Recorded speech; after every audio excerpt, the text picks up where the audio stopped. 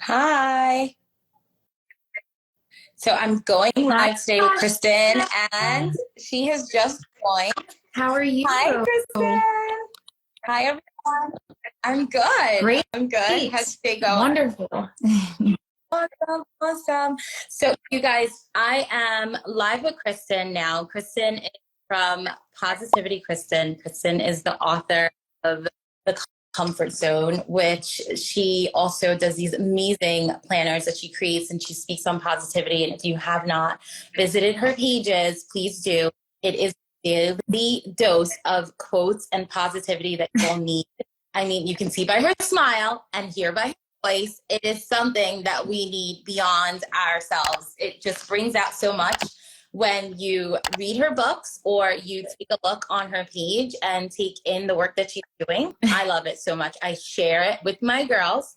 I actually did a little preview last night of Kennedy and I. We were talking about the live that we're doing, excited for, and she shared something that she has taken away that I've shared with her from the comfort zone. And it is writing down something positive in the morning, something at night before you go to bed. Okay. To have greatness and to feel grateful for things, but to write down that positive thing, it helps and it prompts something. So we're going to ask you guys, right, Kristen?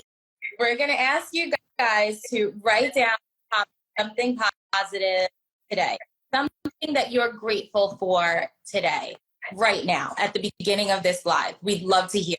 Kristen, let me know, like, do you actually do all of these things? Like, is it so organic, or do you have to, like, My gratitude practice started over a decade ago. Well, really even a decade and a half ago. But when I really started writing it down over a decade ago, it was like, just 10 things in the morning, everyone was talking about it. And I thought, how is this really going to help me? But over time, that momentum builds. And like, no matter what you're doing, you're seeking things that you feel good about and you're grateful for. And it just really enhances your day. And then when a challenge comes and hits you out of nowhere, you're kind of looking for that opportunity or like that positive perspective to help you out of that. And that's really what it's about, because there's so many stressors all throughout the day that can just take us down. But when we're looking like with that opportunistic eye, it's like, wait, what could I be grateful for in this moment? Because both perspectives are there, I know. I find that some people, they struggle with finding the positivity during the hard times, but there are things that we could be grateful for. Like for our chat, we spoke about our children. And when you think about your children, you're like grateful, like so grateful for you, right? It's a blessing in itself. So we had some questions. We're going to be on for about, 20, 25 minutes. And we're going to share some key points from the comfort zone and positive. And hopefully this will set you guys on your way for the coming weekend, throughout your life, if you take these practices with you. But some questions that we had, I'll start with the first question. It was, how can you navigate the friends? That's such a good one. Yeah, I love that. Yeah. In the book, I kind of call Debbie Downers like luminaries. But the thing is that oftentimes, like, we can be Debbie Downers sometimes too when we're going through something, right? So I think like the biggest thing is like, if we really care about that person, they need our compassion. They need us to hear them and to see them. Now, if it's repetitiously like negative and it's just hard to be around them, then that might be a sign that like that friendship is like at the end of its season, and maybe you want to put, some boundaries up. But first, going into it knowing that everybody experiences hard times and that we need to be there for each other. But then realizing when it's becoming toxic and it's influencing your life on a regular basis, that's when it's like, okay, I've done enough, and I just need to put some boundaries up so this doesn't influence me in too big of a way, right? Yeah, I love that. And I feel you on that in so many levels, because me, myself, on a journey of remaining, to stay positive, I've always had this circle where I would hear from other people like, oh, it's such a joy to be around you. And then sometimes we get overwhelmed with things and we have to remember, stay yourself, like behave as yourself. Don't let the outside energy affect you. When that happens, we kind of evolve into that. So I understand, like, when you have a friend who can be a little bit of a downer, it's good to show up for them as you are, because maybe they need that from you, right? They need that. But then it's also good to let them know, like, give them the strength to handle the hard things. But, and that could be and I think a boundary. I love that you really said a difference between like a Debbie Downer, and that's your friend, you know, once in a while they're feeling like that, or somebody who's really toxic and maybe they're sabotaging you or telling you things that are not healthy.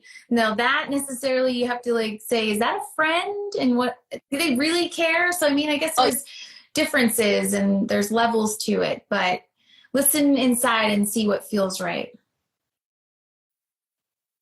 Right. I love that. So something from the book I wanted to share, because I love that you have these exercises. They are exercises to practice on in the comfort zone, right? You have posted pencil, pens when you're reading. There was something where when you notice what is working out for you and you show gratitude for it, you start to rewrite your brain and your life greater enjoyment. I love it. Hi, Badge. It's so true though. It's like a ripple effect. And you know, when we first start doing it, we're like, I don't know, this is really not working. But in the moment, it's changing how you're feeling. And if you give it time and you stay consistent, just like anything in life, when you stay consistent, you're going to see it compound. And that's the cool thing about it. Yeah, absolutely. And I feel like as we are, and I love books. This is the thing. Writing. I love reading.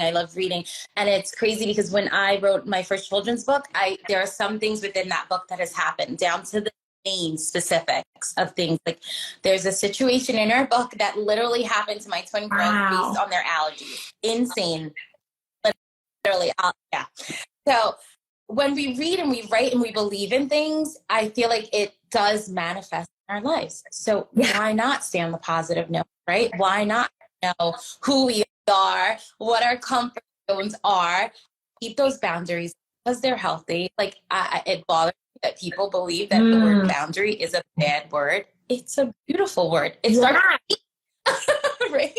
It's like, like you have to like understand yourself and then what your preferences are, and all you're doing is communicating that with someone else. Boundaries literally help you from creating arguments and problems, really, because or creating borders, because if you're not telling people your preferences, then when they do something that you don't like, I mean, how do they know you don't like it if you didn't state your preference? So it's creating a healthy relationship, and it's allowing you to have relationships and not put walls up around you and kind of isolate yourself, you know? Right.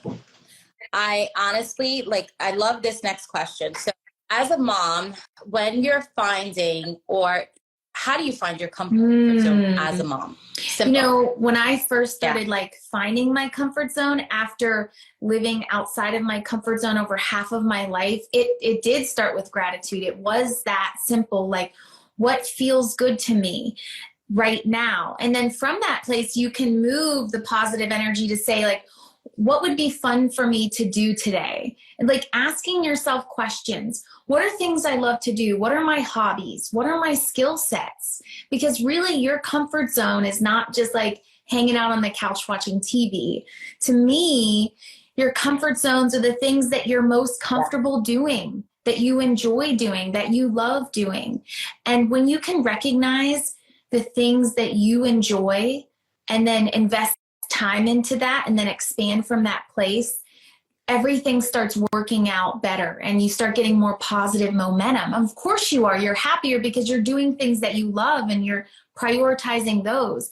I think oftentimes we don't think that our skill sets matter, or that we could make money on our skill sets, or that we have time for the things that we enjoy or the things we're good at. But it just takes time and investment and believing in ourselves. Absolutely. I love that you said that, because I feel like a lot of the within the communities that I'm in, they are trying to find their comfort zone because it's based on the juggle balancing, right? It's how do I balance my life? How do I balance work or career that I had with the life that I now have with my children? Like they have, and people believe that they are go to get an education or they start a career and they should stay there forever. Yeah. Work, and sometimes it does, right? It works. That's their comfort zone. But for the ones that are feeling uncomfortable, and you could correct me if I'm wrong, for the moms that are feeling uncomfortable at this point in their career, being a mom and a family, and homemaker, whatever, because we do have to live, and we are the one building that. But what is it that they are set to do something, and they probably can listen to themselves and find that creative outlet in order to make money rather than in that career. Like it's okay to pivot onto something else. We're not set to be one kind of person our whole lives, right? We're not playing with I mean, I've pivoted so many times in my life, but even just in the last decade doing the things I love, I'm still like pivoting in power positivity. Like, hey, I'm going to write a book now, or, okay, I'm going to create this course, or I want to speak. Like, it's okay to try different things because we want to expand. We want to do new things, but we have to feel comfortable wanting to do it and not feel like we're doing it because someone else said it would be good for us. And going into it with like this high level of anxiety or that we don't want to do it. I mean, a little bit of anxiety, and you see in the book, I talk about it in the acclimation process. A little bit of unfamiliar, uncomfortable, that's healthy because that's how we grow. Like, just like when we stretch, when we're working out and our muscles, it hurts a little bit, but then it brings us relief. So we're going to be a little uncomfortable, but if you're always uncomfortable or feel like you're always pushing yourself and forcing, then that's a sign like you need to pivot or you need to give yourself a break so you don't burn out. There's so many warning signs and we have to listen to those. Right, absolutely. I love that we are talking about the mom job right now, because mom camp is real. I started out this summer sharing how it's a new juggle when the children, if you aren't sending your children in New York, a lot of moms, they send their children off to camp for a couple of weeks, not the whole summer. And some do for the whole summer, and it's amazing if the children love it, which is an experience, like to be away, having fun with friends and different kind of adult supervision. But my children are home. They prefer to be home, and there are play dates, and they do go to summer camp, but we were doing some kind of, tutoring to get ready for all of our that are going on. So the schedule worked better for them to be home many of the days, which make mom camp real. Like everything on a schedule of mom, can we do this? And can we do this? And can this one come over? And what about this? How do we add ourselves into that? Yeah, I love that because, I can resonate. My kids have been home and we did camps. We just did half day camps last year. And this year they were like, no, we just want to be home with you. And so I'm working and with them. And so really, again, here we got to set the boundaries and say, like, mom's going to take time for self-care. Mom's has her morning routine or evening routine. And it's good for them to see you doing that because they're going to do that for themselves one day. You're setting an example. Sometimes though, I'll include them like, hey, mom's washing her face and we're putting on, face masks. Like I'll put mine on and I'll do something for them or put cucumbers on their eyes, right? To include them. Or when I'm working out, they'll be like doing something in their own way. When we include them, they feel like they're part of it. And I think it's all they want to do is be seen, right? So, making that healthy meal, have them help you or whatever it is that's important to you. Sometimes include them, but then sometimes take your own time, right? You've got to have that balance. But I love that. Taking time for self-care is so essential because if we think we're too busy for it, that's when we need it most, right? Absolutely. Yes. And sleep. Sometimes I have to schedule in sleep because I'm like, okay, let's do all. Just that sleep is very important. Yeah. Prioritize for your happiness. Absolutely. Just like babies are evolving human beings, just like a baby. The necessities: we need to eat, we need rest, and hopefully that sparks up some joy. And then those other activities. I think that indulging a bit of self-care requires routine. I agree. I don't have a long list of self-care, external self-care things, me personally, but when I know that I need something, like I can't do it myself, I'm happy to go and have someone else do it for me, like hair, nails. But self-care for me, I think, is having my either matcha latte is on the thing, which I'm working through the Starbucks situation. If anyone has noticed, I've been sharing that. And somehow my girls are part of that self-care because Starbucks is their self-care. Oh my gosh, I totally get it. Incorporated into that. But yeah, I think us as moms and women indulging into our own self-care, it teaches them that they can also take a minute for themselves, and we don't always on the go, because that busy brain, just as much as idle mind can be a little dangerous, too much of a busy brain can cause too many, unwanted behaviors to happen. So that's so important. Yeah. We have to balance that out too. So I think lots of conversations is what the key is. Communication, right? Writing our thoughts down, as you said. Reading all of the good things, because we're always learning, right? If we don't use it, we lose it. Yeah. Let's see. Do we have a last of the questions? So, Kristen, tell me your mom's summer scent, like what is getting you through, I don't know, something exciting that you're doing, that you're... Yeah, just involving my girls. I'm just trying to like savor it when they're with me, and involving them, just having as much fun as I can, because they're only little for so long. I have the one that's 11, and I already see like some of the kid stuff leaving, right? And she's maturing. And so just having a lot of fun, but balancing work and life so that they can go do things that they love on their own, and I'll work and do things that I need to do. So a lot of times I'll involve them in the scheduling process. Like, hey, what's one thing that you want to do today? Like that would be really important. And then here's something that mommy needs to do today that would be really important. And just letting that kind of like those boundaries and that respect happen naturally. It's so important because we both have them at home, and they can take up your whole day if you let them. I read a study that said that 70% of moms are feeling like they're not meeting their children's expectations. And so I also feel like just knowing that you're doing enough, and and just kind of, really just letting yourself know that it's okay if you're not doing everything that they want. Do one or two things and don't overthink it. Like the mom guilt is so real. I don't know about for you, but sometimes I'm like, did I do enough? Are they happy enough? But it's okay. It's okay if they're bored. Yeah. It's okay if you disappoint them, because they're going to be disappointed in life, And so don't be hard on yourself. Right. I love that you said that. And that study number is amazing.